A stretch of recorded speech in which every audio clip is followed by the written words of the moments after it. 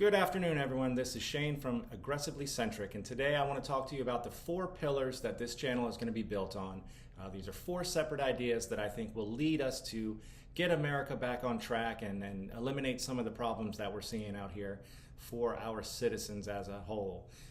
The number one thing that I think we need to do is implement term limits for all politicians across the board. It doesn't matter if you're a local mayor, county commissioner, all the way up through Congress, Senate, House of Representatives. There needs to be a set time limit on how much politics can do.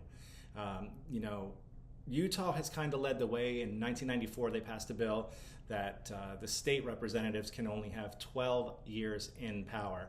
And I think that's a great start, but I would like to see that number come down to 8 years.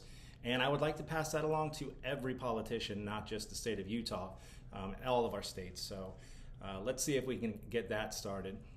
The second thing I want to talk about is an audit of the Federal Reserve. Now, if you go online and you do a quick search about this, you'll see that the search results tell you that the Federal Reserve has been audited every year as required by law. Let me tell you guys, all of the people that do the auditing used to work at a bank or used to work at the Federal Reserve. All of these guys are in cahoots together. When a banker leaves one of these big financial institutions, they oftentimes land a job at the Federal Reserve, or vice versa. We see this happening with the revolving doors in all these different kinds of government entities, and it's really defeating the heart and soul of Americans. So let's see if we can get an audit done, a real third-party audit. The third thing that I would like to see is fiscally conservative spending. Now, this is another thing that I tried to do a little research about because it's a term that I've really held on to for a long time, but I didn't even really understand what this meant. And it's really weird that if you do a search about this, a lot of the search results will tell you that fiscally conservative spending is a myth, that it doesn't happen and it doesn't exist. So I'm going to dig a little bit further, and I'm going to come back when I have more research, and we'll do a whole episode just about this one topic, because I think that spending the way that we have been, obviously the country's $35 trillion in debt. That's a hell of a lot of money, right, guys?